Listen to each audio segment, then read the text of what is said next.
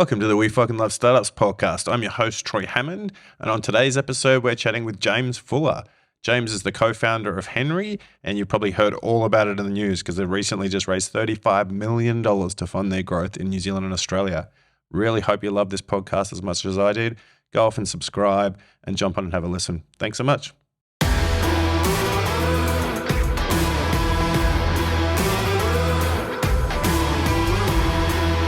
Kia ora. Thanks for tuning in to the We Fucking Love Startups podcast, brought to you by Talent Army. Do you think your kids see what you and Claire are doing and think, oh, that's cool, I want to be an entrepreneur one day? I don't think so. They just go like, why do you work in a tax business? And it's like, it's not a tax business. It's a tech startup. And they're like, it's a cool tech startup. They just get really annoyed because they get targeted with all of our ads on every device they watch. Yeah. And I think it's like, it'll probably become more cool for them as it goes. I hope it does. Yeah. But at the moment, it's just like Hnry is the sibling that they never really understand. Yeah. So let's start with that. Why Hnry? As in why the name? Yeah.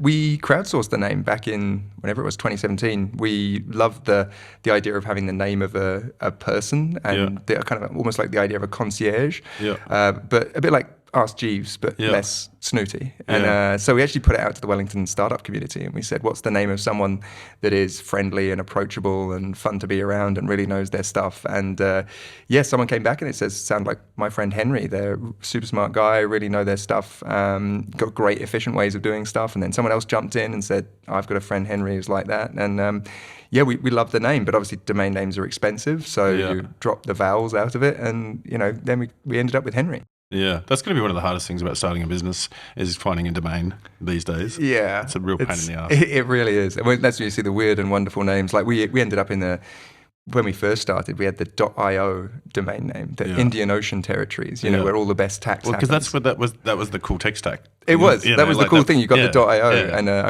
remember Claire, co-founder, saying to me early on, she's like, no one in New Zealand's going to trust a .io domain name. So we went and got the .co.nz and never looked back from there. What's the .com? Hnry.com is a logistics company in the US. It actually got amalgamated into their parent company a little while ago. So it's a part of this massive logistics conglomerate called Yellow Logistics. So it's a bit out of reach of us at the moment. So no negotiations there on the table at all yet? Not unless they want to come down in price, no. Yeah. Yeah, classic.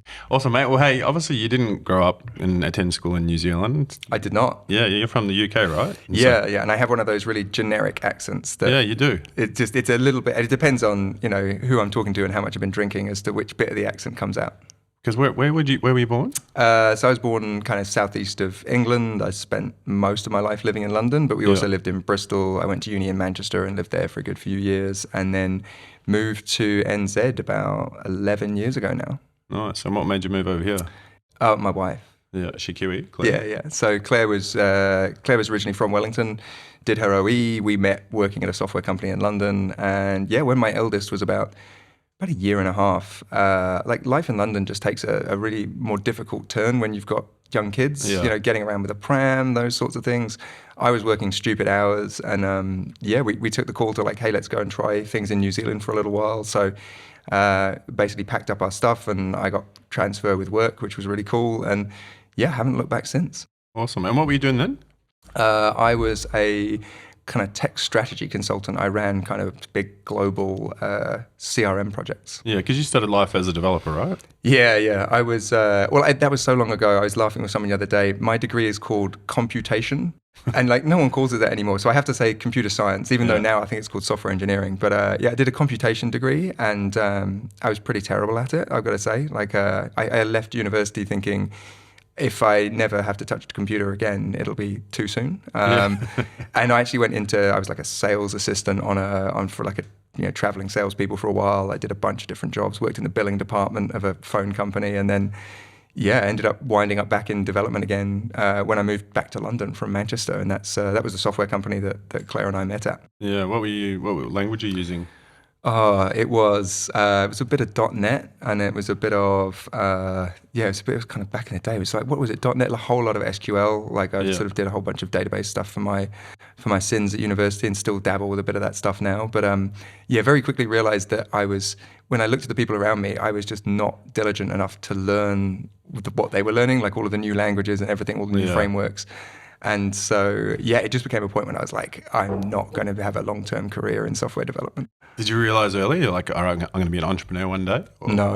No. I was like, I don't know, people kind of talk about that entrepreneurial spirit. I once helped my dad out selling some promotional T-shirts, and found the whole thing quite disappointing that at the end of it, he gave me one of the T-shirts. And I was like, I've literally slaved my way around selling these things, and you just gave me one of the things I was hawking. But anyway, What was the promotional T-shirt? What was it? Oh, my dad played a niche sport in the UK called fives. It's basically like squash, but with your hands, like gloves on, kind of like squash. And and he was, I don't know, on the committee of this association, and so they'd got a whole bunch of this merch that they wanted to sell to all of their members. And so I was like 8 years old at the time, following these guys onto the court and saying I wouldn't leave unless they bought a 20 quid T-shirt.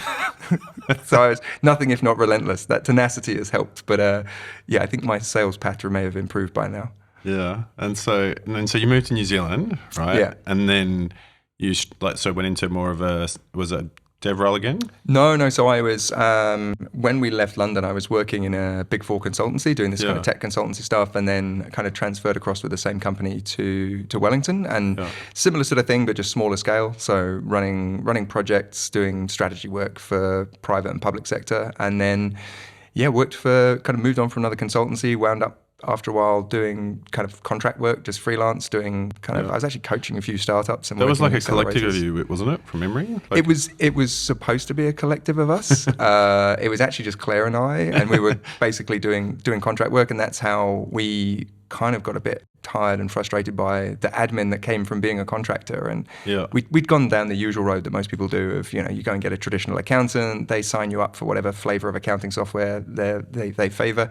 And we were just, we didn't think any different of it until we sort of just got to a point where it was between us just quite a lot of admin and hassle, and made a couple of spreadsheets to make our lives easier. And that was when we were trying to kind of grow this collective of us that would go and do contract work. And what we realized was actually all these friends of ours who were doing contract work just hated the admin. And they said, I can get the work, I just can't do the admin. And so we put them onto our spreadsheets, and then one thing led to another, and we said, actually, we think we've actually solved a problem here. We've got something that people really need, and we found a solution to it that no one else has tried before. Yeah.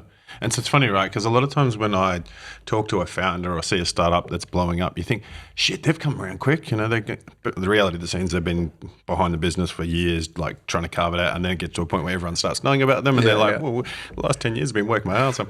But I've known that you and Claire have been working your ass off, because I remember when I set up the recruitment meetups a lifetime ago, that you came and spoke at one of those recruitment meetups. And we did all of those things. Like, we're literally, not to say I turned down that many speaking gigs these days, but we went to everything, every recruitment meetup, we even went to like marketing meetups, freelance ones. We used to go and present to like 5 people in a room at Biz Dojo and answer their tax questions and things, like just literally grinding from like 2017 onwards just for every single customer. And so talking about that, because I have to admit, right, if I'm going to start a startup, working with the IRD, probably not on my big list of companies that I want to work with, right? And so why the fuck did you do that? Well, I think it's one of those things that when you start, and like I had a weird conversation with someone the other day, and they were like, you're one of the region's biggest reg tech businesses. And I was like, that was never the intention. Like, you don't start off and go, going to grow a fintech, going to grow a reg tech, or maybe some people do. What's reg tech? I've never heard of it. It's like a regulatory technology. So it's basically, automation of regulation. Mm-hmm. But we never started with this intention. We started with, we've got a personal problem. We want to solve that problem. We've got some friends who've got the same problem.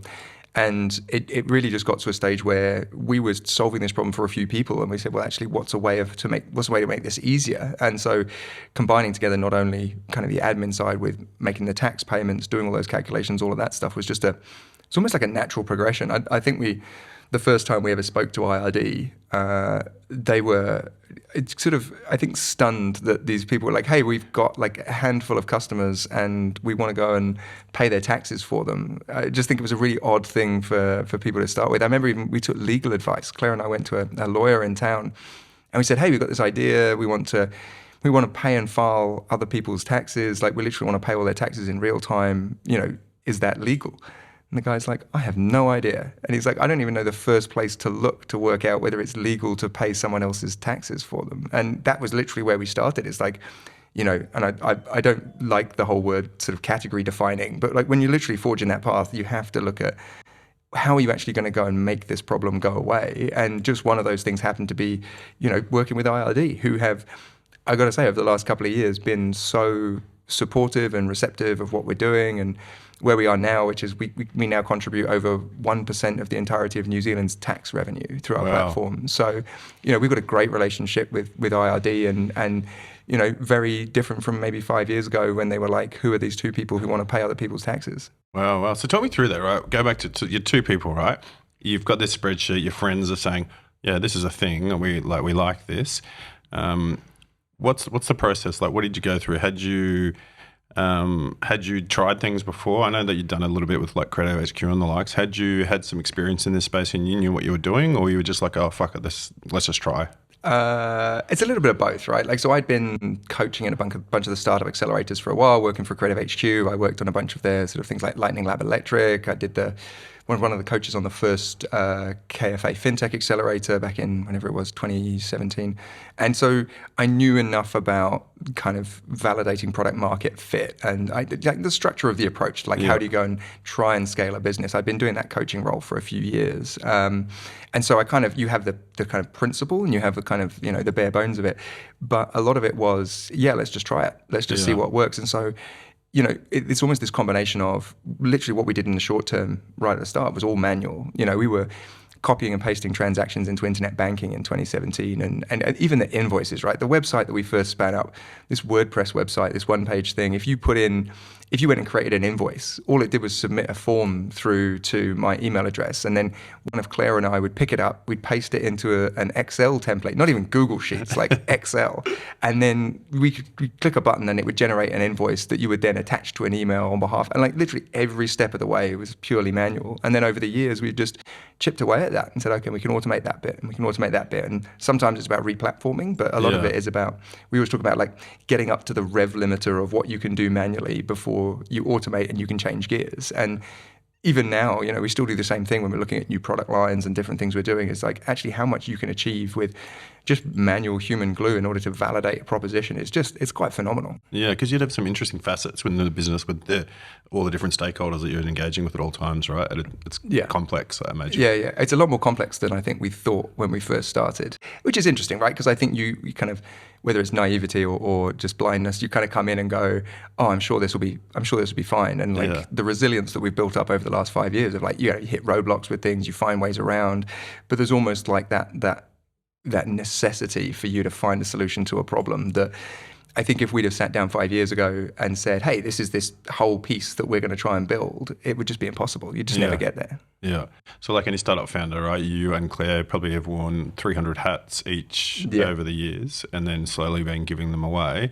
Were you doing everything at the start? Like, were you both developing or did you outsource? Oh, no, we like our skill sets like naturally sit in kind of different places. So Claire is very much finance, operations, kind of people. Yeah. I mean, people management when it's just the two of you is pretty big. But no, all of the finance and accounting side and the operations has always been Claire. And then we've both inputted into sales and marketing and the product side. And then really kind of the tech side has been it's kind of more of my passion project. So getting some of that development work done late nights, evenings, and weekends, just have a glass of wine and get some development done. I mean, I think Claire really enjoyed the quiet time of just me with my headphones on till 2 a.m, just smashing out some really, really shit code. Yeah, awesome. And so how was it for you starting a business in New Zealand? Like, talk me through, did you find it a lot easier than you thought it would be? Did you find it harder? Was it both?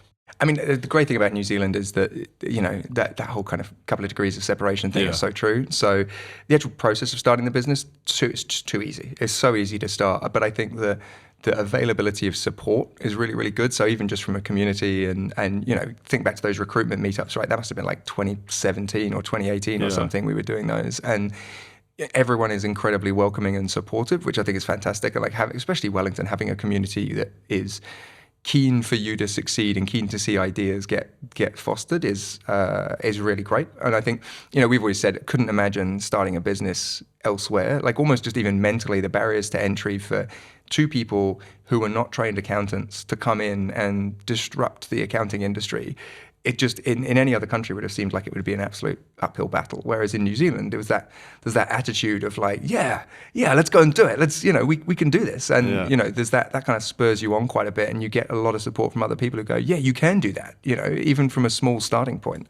Yeah, it's funny that you say that, right? Because even when I met you in the first place, I don't think it ever occurred to me, or went through my mind, that you and Claire weren't accountants, nor did it bother. Or do we have that look? Is that the problem? No, it didn't occur to me that you were accountant.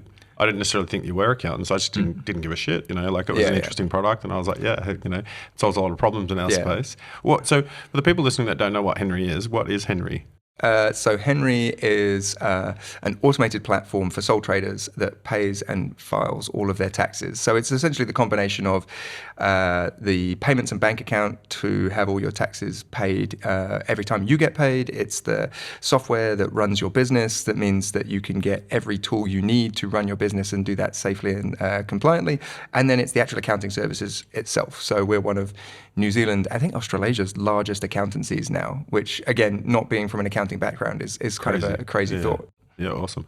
And so how's it gone with growing into Australia? Because I know that's obviously doing really well at the moment, right? And so it is, and but it's like back to your point you were saying earlier, right? That people look at it in Australia now. We've got a team of 25, 30 people. We just opened a new office there. The customer growth is amazing compared to the early days of New Zealand, where we had to literally hustle for every customer. We've got a great customer base that's huge. They're huge advocates. But what you don't see is that we started trying to get the ground laid in Australia in like 2019. It was, it takes so long to get into a market, to start growing, to build social proof. And, we're not a traditional SaaS business. So you can't suddenly just, flick a switch and open on a new country overnight. You actually have to, go through the regulatory hurdles to get there. You've got to, get people on the ground. You've got to build out the product. But Australia, it's going great guns. But again, you almost have to start again when you go there for a business like ours, where you're back to manual stuff again. You're literally back to square one, which is, it's kind of exciting to go to new countries and go, cool, we get to apply all the learnings and you get faster and faster every time. But it's a daunting thing, and it is a difficult thing to consider doing, to go, okay, let's go back to square one, go back to manual, build this thing again like we did in New Zealand. But very rewarding to see it pay off in a much faster space of time than we did in back in the early days of New Zealand. Yeah, awesome. And so for people listening, right, that are watching that are thinking about moving to Australia, how important was it that you looked at tone and different in terms of personalisation for Australia versus New Zealand? Did you just Kiwify it and change a few things to "G'day, mate, we're Hnry," or did you really look at your audience? We, in the short term, when we were just like testing the market, we used a lot of the same ad content, not tone. That's always got to be quite specific. But even just some of the kind of collateral and photography that we had, we just sort of repurposed it for the Australian market just to kind of get that validation. But as soon as we were kind of really confident, we had that conviction that Australia was going to be just as big as New Zealand for us, if not much, much larger, we then just invested in doing things locally. Like we went down and got photos of our customers next to the Sydney Harbour Bridge, and we worked quite hard particularly with a team on the ground there, to be very Australian focused for our Australian customers. We didn't like the idea of being seen as, oh, this is a Kiwi company that has happened to expand to Australia. We're actually putting down significant roots in Australia such that people can see us as being a real kind of trans-Tasman company, not just one or the other. And you're in Sydney? In Sydney, yeah, up in Tech Central, the new kind of development they've got up there by Central Station.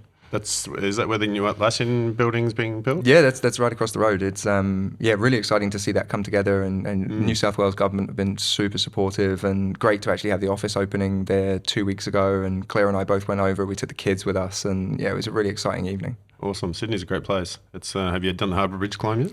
Oh God, no. I highly recommend it. And not for someone who's got like mild vertigo. I'd probably say that's... Yeah, I probably wouldn't do it then. Yeah. I mean, I'd probably get to the top and then I would freeze, and they would have to like winch me down or something. Well, the good thing about that is that you go in a group of people, and so you have people ahead of you and behind you, and so as much as you'll shit yourself, you're like, well, I have to keep moving. Well, someone else has to step in it. That's fine. Well, let's just push on, come on, mate. Cool, mate. Hey, so one thing I really want to talk to you about is, have you ever read that book, Raving Fans? I have not. I'm going to be really honest. I'm a crap reader. No, that's I'm right. terrible. I can't sit still for long enough to read it. I don't normally reference books. I read a lot of books, but I don't normally reference them on the podcast. But one thing that sort of, it's a great book. It's in terms of marketing and building raving fans for your company, right? And so when I see Hnry online, I always say, oh man, they've got such good raving fans. You know, like your customers have such loud voices. And is that something that's just happened organically, or is that something that you've tried to build, or? Oh no, it's been a really deliberate thing. Like we've, and Claire's very much the architect of that. And, you know, I remember when it's funny, we keep having to update it, but she used to say, you know, I want customer 100 to have the same experience as customer number 1. And then we had to go, okay, customer 1,000 has the same experience as customer number 10. So now I don't know what the latest one is, but it is a real deliberate thing for us to put customers at the center of everything that we do. It is, you know, and I've been accused in the past of caring too much for customers, but I genuinely, both Claire and I think all of our team really take customer feedback seriously, positively and negatively. So, you know, it's always been the case with us that we've said we're building this for our customers, we're not building it for ourselves, and it's about what can we do to help our customers, what can we do to actually make sure they have the best experience, and if that is going the extra mile and doing things they wouldn't expect, or just you know, going out of our way to make their lives easier, even for non-customers. I remember during the early stages of COVID when all of the grants and COVID subsidies were announced, sole traders were left completely in the dark about how it applied to them. And we managed to, Claire kind of cottoned on to how difficult the legislation was to really cut through, and how traditional accountants were only focusing on companies, large enterprises. And so we translated all of the gobbledygook that came out of government into simple terms for sole traders, and ended up supporting a whole bunch of the community that weren't even customers of ours. They would just come to our website, they would ask questions, and we made a call at the time that was, we actually don't care whether or not someone is a Hnry customer. We're going to provide them the information that they need. We might win some customers off it, but it was more about the kind of acknowledging the difficulty that sole traders were going through at the time because they weren't being served by anyone. So we didn't gatekeep the information, and we, you know, staff worked literally round the clock to answer people's questions. We sent contractors off to your website for that because it was so well articulated. It's something we work so hard to do, and I think that's something that, you know, we love about our customers. It isn't just, we're not just like paying lip service to it. Like we do actually live and breathe it as an organization. And you know, if someone comes in and they've had a bad experience, we know sometimes people have bad experiences that's nothing to do with it, but we genuinely wear it. It's something that's like all of our customer care staff, all of our team, you know, even our engineers get exposed to this stuff, and it's so paramount to us that everyone has a great experience, because that's what we are, right? That's you know, we're only as good as the things that our customers say about us. Awesome. So you've raised a bunch of money recently, which we'll get to in a second, right? But if we go back, did you bootstrap the business? Like, how did you go about building the business? It's funny to think of now, but we sort of started in early 2017 with like really limited run stuff. This is like us doing it for friends and having kind of 20 customers or something.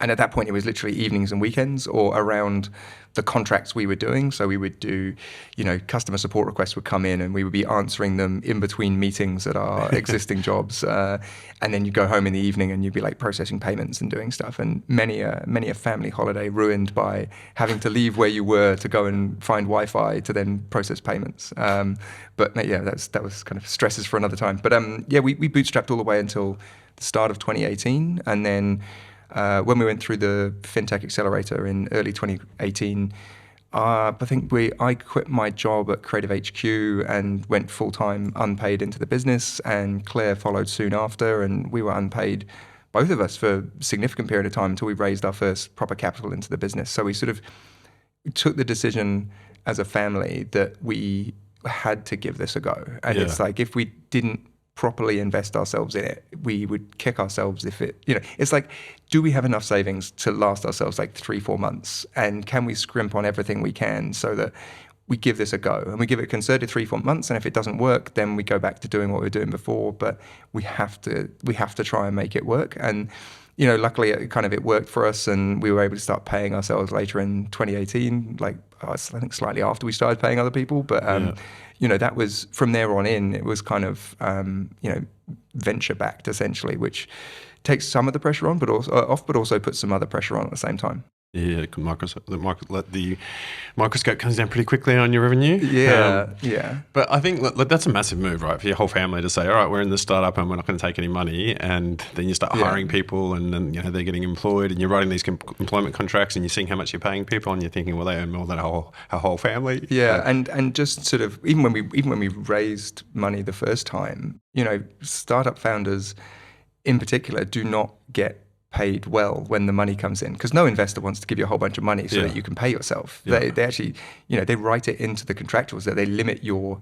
salaries. So we ended up as a family, even when we were paid, our family income had gone down by 50%. So we sort of, and that continued for a couple of years, I think, before, and we were sort of contractually bound to not be able to raise our salaries. So it was a lot of sacrifice that went from literally unpaid 60-hour weeks to then getting paid, but a lot less than we were earning. But it was that continued investment in, at some stage, this is going to pay off. And it's been a pretty long road. You kind of build up resilience quite quickly when, like, through those years where you're sort of, really not struggling, but mentally struggling to kind of put two and two together of like where you're at and what you're doing, particularly when you've got two young kids who are seeing you literally burn yourselves out for this thing. Do you think it's harder or easier in terms of resilience when you've got young kids and both of you are in the business and both of you are taking a pay cut and, trying to see the future? Yeah, I've always said, I don't think,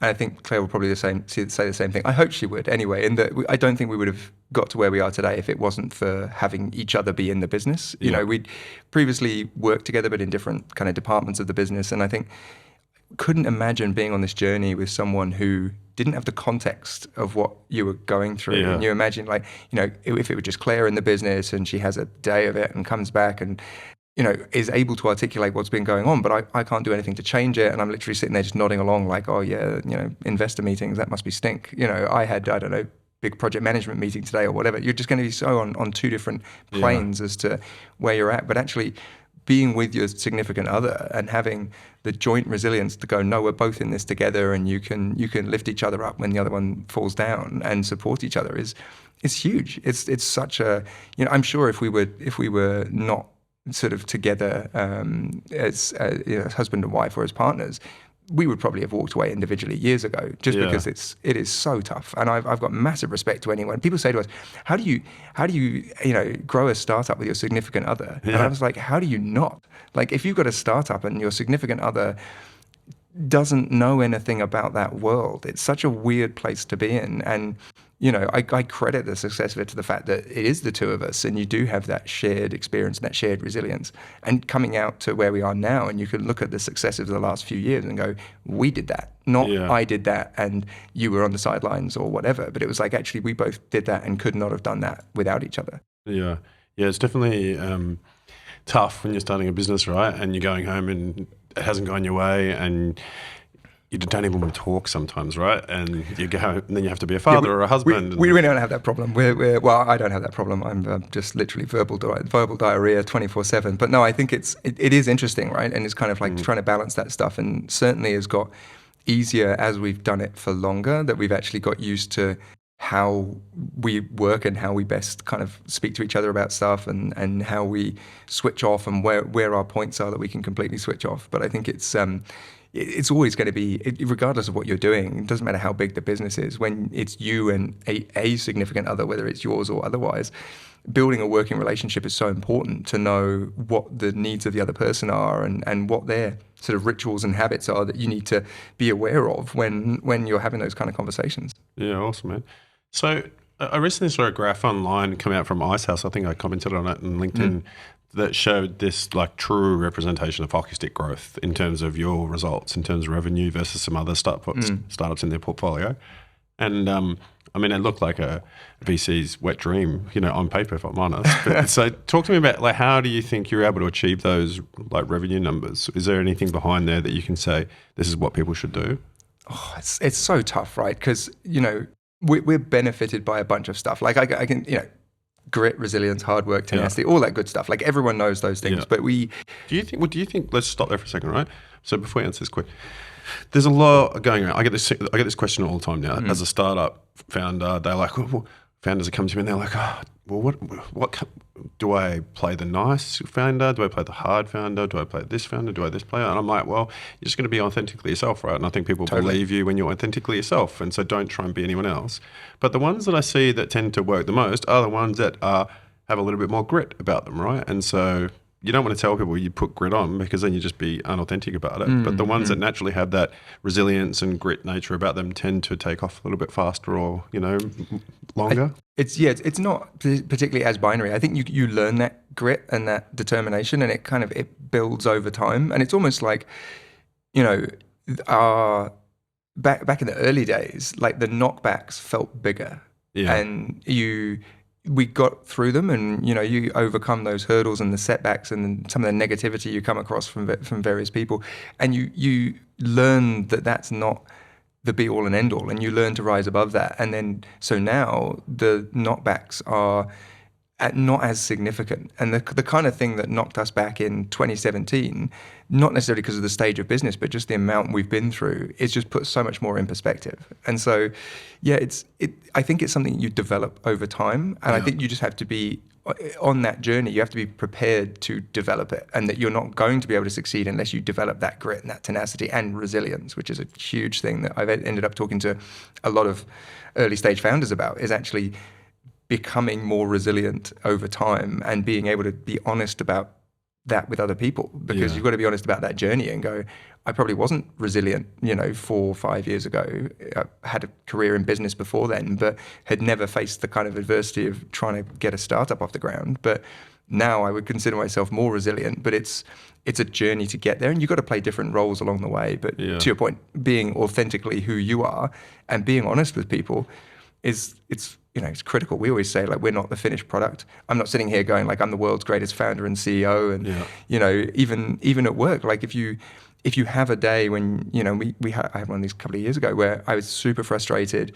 I ended up having a heated conversation in the office, and then I came back to the team the next day and I said, I let you guys down. That was not who I am. But you've got to be open enough to apologize and go, I'm not naive enough to think that I'm the greatest that you're ever going to come across, but I'm going to make mistakes, but I can still own up to my mistakes and show some contrition. And we kind of, we talk to our team a lot about that it's like everyone's going to make mistakes, but it's how you respond to that, how you own that, and how you come back the next day and go, that wasn't me, and I've made a mistake, and I'm going to fix that or learn from it or whatever that might be. Yeah, awesome. And so getting back into that track of like hockey stick growth then. Yeah. What do you think that you've done differently, or do you think that you've just focused on? We've benefited from some headwinds in terms of, shift to more flexible modes of working and, COVID, where a lot of people started to consider how they were earning and decided to de-risk the way that they earn so as not to put all their eggs in one basket in a salary job. But I also think the general sort of mood in our industry, in the kind of, I say our industry, I'm talking about the accounting industry, which is still a very foreign thing for me to say, in our industry. The general mood is basically, people are fed up with being taken for a ride. The last few years they've realized that, particularly sole traders, have just realized that, they've been forced to become more complex than they need to be. They're taking on more financial pressure.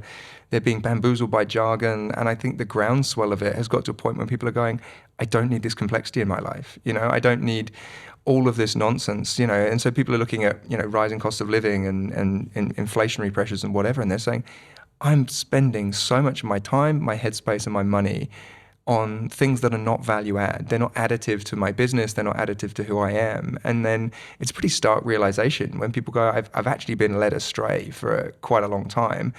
And we've just been on the scene as a credible, viable alternative that is more cost effective than anything else that's out there in the traditional sense. And people are going, that's what I want. I want my time back. I want my money back, but I want to be as compliant as I can possibly be. And I want to have the opportunities to work flexibly and for whomever I want, whether that's locally or internationally. And, so it's been a combination of things. It's kind of our focus on delivering those excellent experiences and providing something that really solves a problem for a customer, not solves a problem for us, but for our customer.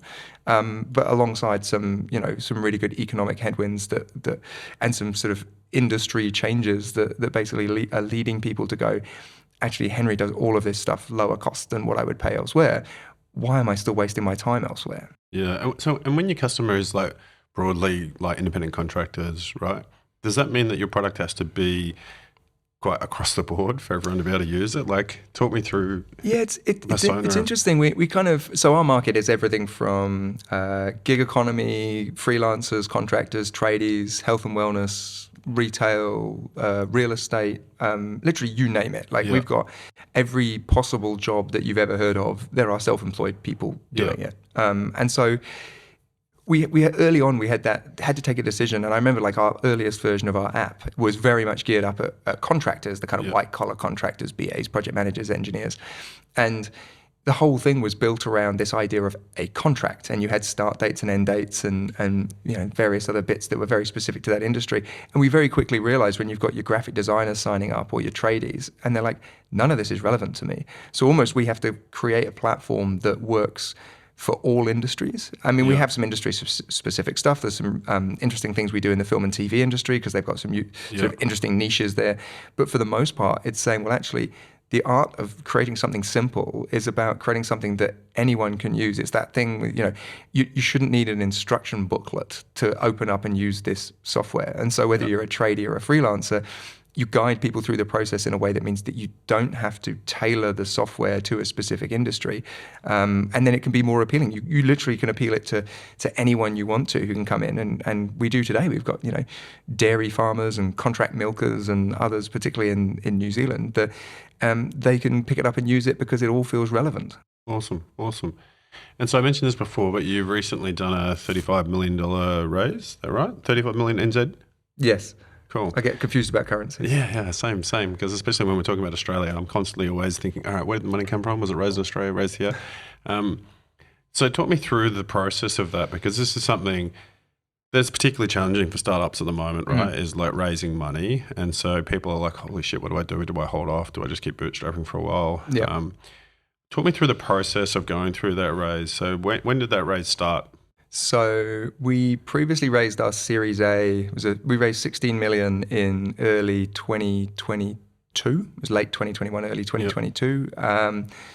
And we knew that given hitting certain milestones in 2022, that it would be prudent to go out and raise again. And that didn't mean that we went and spent all of 16 million in a short space of time. But when we look at our long-term trajectory and we looked at what the market was doing, it was a really interesting time. It was probably about June, maybe June, July time, where we started thinking about it more seriously. And particularly, it was almost right at the point at which the market started falling out of capital and people just started freaking out. And we took the call that everyone else is going to go and run and hide under the duvet, but we know that venture funds have already had funds committed. They need to deploy those funds, and what they're going to be looking for are high growth, reliable, good, profitable or potentially profitable businesses that are in markets that have got good growth potential. And so we looked at all of our metrics, we looked at where we were as a business, our ability to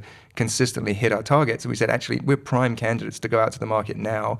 Everyone's zigging and we're going to zag. And rather than put things off and slow down, we've never been ones not to kind of face this stuff head on. So we went out to the wider investment community. We said, look, this is where we're at. We didn't need to raise financially. We weren't burning through so much money that we were in some kind of desperate need to get capital in. And we said, what was your runway at this stage? If you can say. Runway of at least a year, maybe even a year and a bit. But we said, look, these are the signs we're seeing in our home market and in Australia. Here's the potential. And we said, look, this is where things are tracking. This is where we've been the last 4 years. This is what the next few years looks like. And so it became more of an exciting conversation of actually going out to people and saying, whilst it feels like it would be the worst time to go out and raise, for us it was actually the best time because we've always priced ourselves sensibly. We've always been very fixated on the data and the numbers, and our unit economics have always been quite on point. We've never kind of sacrificed our unit economics to try and grow at all costs or hire too quickly. And so it really made for some really good conversations with investors about fundamentals of our business and why it was a good bet for them. And I think that was, we know from anecdotally that it was not easy for anyone. It wasn't even easy for us. We had some really good metrics and it was very, very difficult. We didn't close the round until it was late 2022, early 2023. So it was a good 4, 5, 6 months of really, speaking to people, bringing them on the journey, not just one month on, but literally like, hey, come and watch us for the next 4 or 5 months, watch our trajectory. And we said to people, look, if we're here by October, we'll be here by December.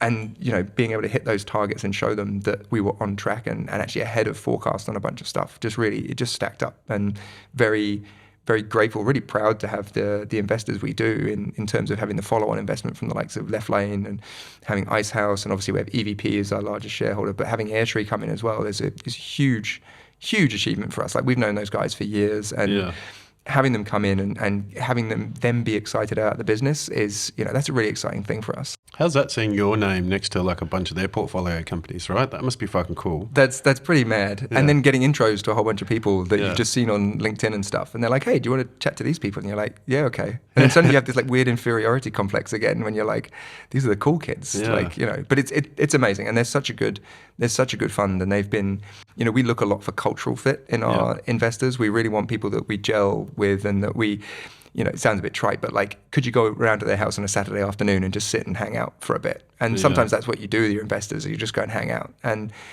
really like the Hnry team and their portfolio. And it's so cool. It's such a feather in our cap that they would want to invest in our business from something that was like 5 years ago was spreadsheets at the dining room table. It's very cool. Yeah, surreal, right? Surreal. Very surreal. And so what does the future look like for Hnry then? Like, talk me through the next 5 years. I'm going to buy like 6 properties in the Bahamas. Yeah. That's usually the thing you do when you raise a lot of money, and then you build a crypto exchange. And a bit of a Ponzi scheme. I think that's probably on the cards. No, I think for us, look, the opportunity is huge. We're not just geographical expansion, but we also, you look at the Australian, New Zealand markets. There's so many people that we can help, and there are so many people that are out there that we talk to that it's almost like we're still in that position that people go, hang on a minute, this sounds too good to be true. You're paying and filing all of my taxes. The whole thing's pay as you go. You're also my accountant. I can speak to an accountant in my pocket, And they go, what's the catch? And you go, there is no catch. Like, we've literally spent 4 or 5 years automating this so that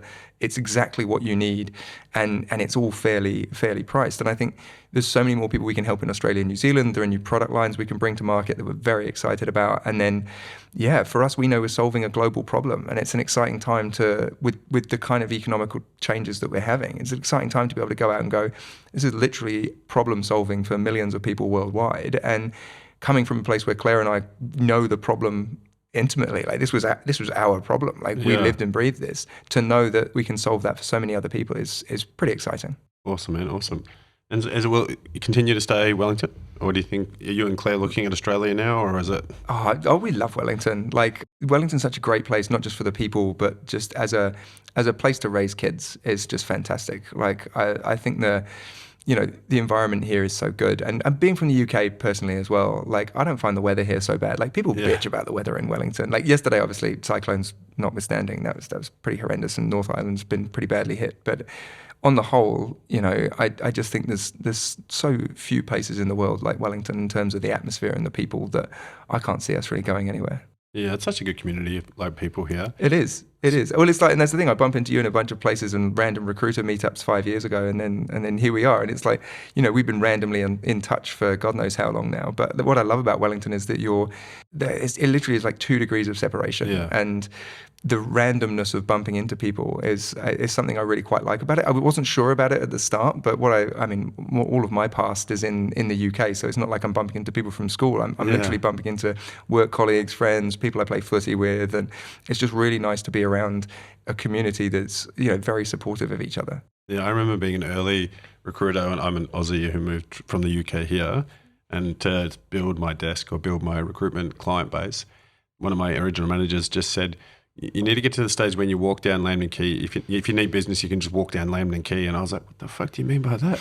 And then like a year later, I remember I couldn't go down Lambton Quay without stopping 100 times to talk to people. And I was like, I got that the other week. And when they announced the capital raise, I felt really bad because I was on the phone and I was going down Lambton Quay and people kept trying to say hello. And I had to do that really awkward thing. And I'm like, I'm on the phone, but hello. And and I'm terrible because I text and walk a lot. And so I'm sure I'm like annoying people all over the place by they're trying to stop me or say hello or even just try and walk past me, and I'm just like head down trying to do stuff. But I know what you mean. It's so nice to actually walk down the street and see people and not necessarily even like business contacts, which I think is the nice thing. Just bumping into people is quite a nice, feels like a village in a city.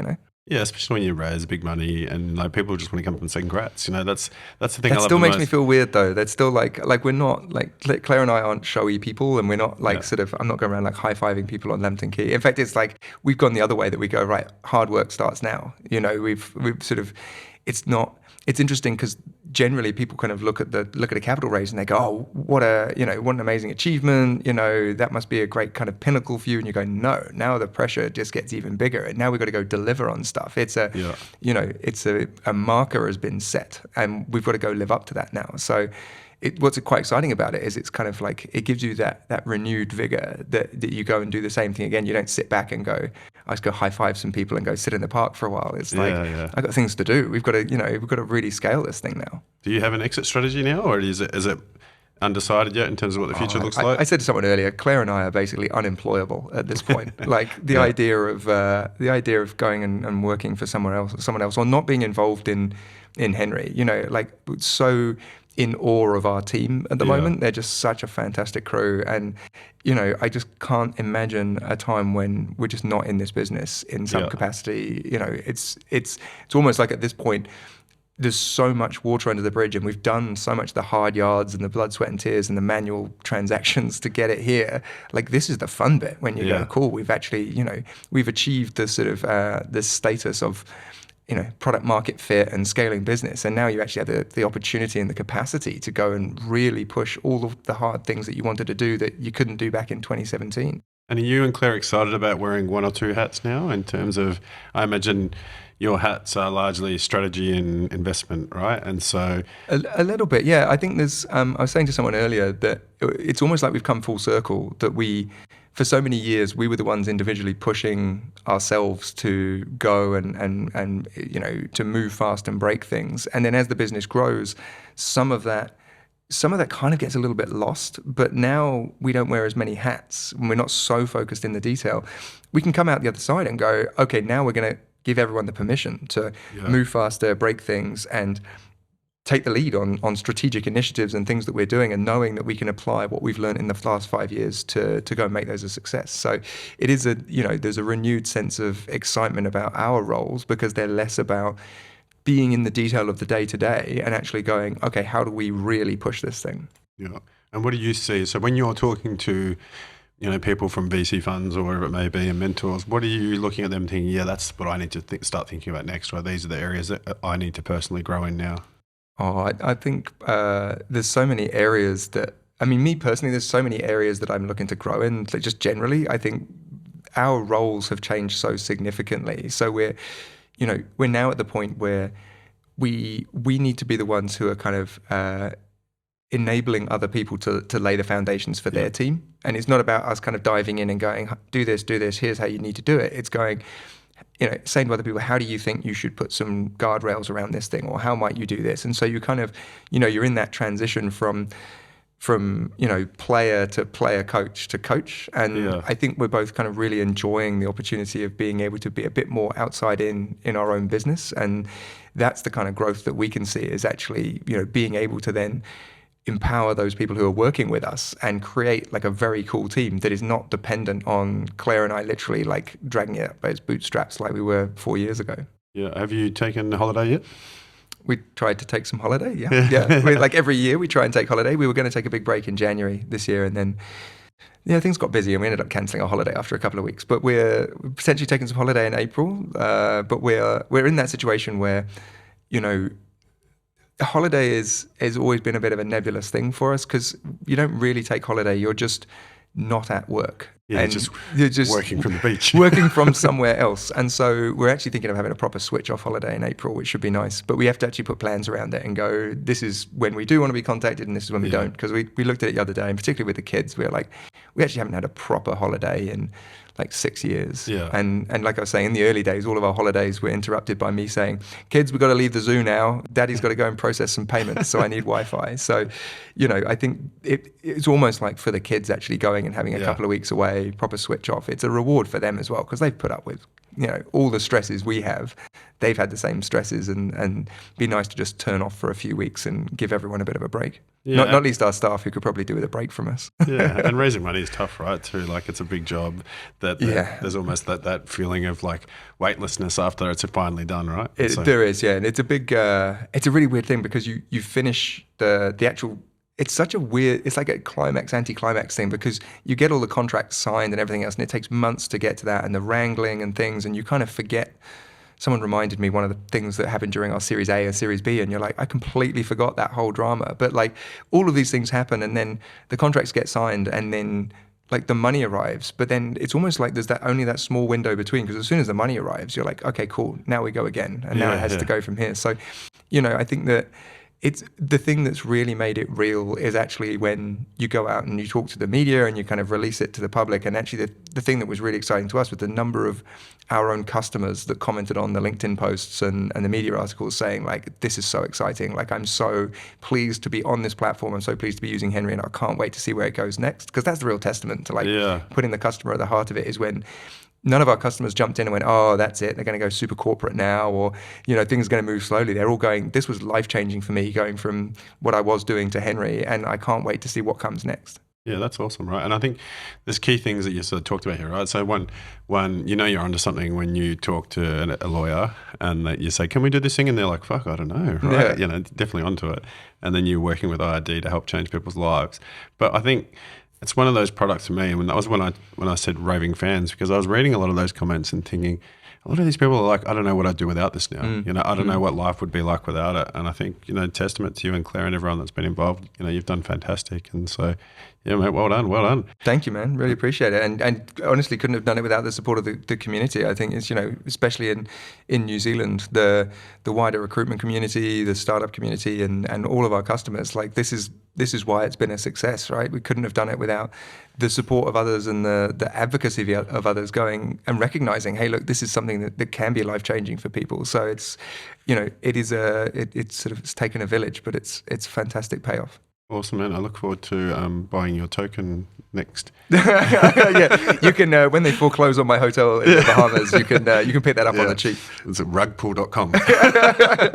Awesome, man. Hey, so the one thing I normally with like podcast guests, the last question I sort of leave everyone with is, what makes you happy? Oh man, what makes me happy? That's a really interesting one, because like I could find some bullshit to say about like some cliche business thing, the kind of thing like I always joke about. Like I'm literally like, and no offense to you if you've done this, but I'm literally like 1 week away from doing a LinkedIn post where I'm in my car, the selfie in the car on LinkedIn. I haven't done that. Yeah. Have you not? Have you not graduated to that? I take the piss out of people doing that. And so I might like take a photo of a car like without someone in it saying, I forgot to be jumping my car for this post, but here's a post or whatever. I honestly, I think that's what people are expecting of me now, is like motivational speeches from the front of the car. But like, what makes me happy is actually, I think, knowing that what we do is actually beneficial for people, because that's why we started this thing, right? Yeah. And but it's beneficial. It kind of, you get a good feeling from knowing you're bringing some benefit to other people. Like, we're not running a Ponzi scheme. We're not, one of our staff members used to work for a betting company, and he always says, like, actually this is not like fleecing money out of people. This is all about fairness. It's doing the right thing. It's not, cutthroat business where you're trying to, slash everything away from everyone. It's like literally you're doing good things and you're helping good people. And I think that's where both Claire and I get a huge amount of enjoyment out of knowing we're doing the right thing by people and actually really, really helping them. And I think that's, doing your bit to do some good to help people. And if you're giving people the opportunity to earn independently and doing it in a way that makes them feel happy and makes them feel safe, then that gives you a good feeling. That's a good thing. But probably should have said my children and my family. That would be a better answer. I'd probably recut this. But this is an editable part. Just cut this. My kids and my family. No, I mean it's all in one, right? It's kind of, I think if you're everyone, well, for the most part, if you're lucky enough to not have to work, then good on you. But everyone has to work, and to be able to go and do something every day that makes you happy and that you can come home happy from, that's of benefit to those people around you. And like, I was grumpy shit when I was in London. Like I worked too many hours, I was way too stressed, and I took it out on other people around me. Whereas actually looking at where we're at now, and even though the stresses are so much higher in the business and the stakes are so much higher, I'm so much more of a better version of myself. And I think that's more positive for me as an influence on my friends and family, that I can be a better version of myself rather than, if I wasn't happy at work, I certainly wouldn't be happy at home. Yeah. Awesome, mate. Well, I think, as a business, as like husband and wife in a team, I think you're only going to be a positive influence on your kids regardless. But it sounds like, you're doing the right things, mate. Thank you. Done. Yeah, really appreciate it. Thanks for having me on. No, thanks for coming on, mate. All the best. Cheers. Well, obviously, James has run out the door to go and spend some of that $35 million cash, and I really enjoyed chatting with him. I hope you enjoyed listening to it.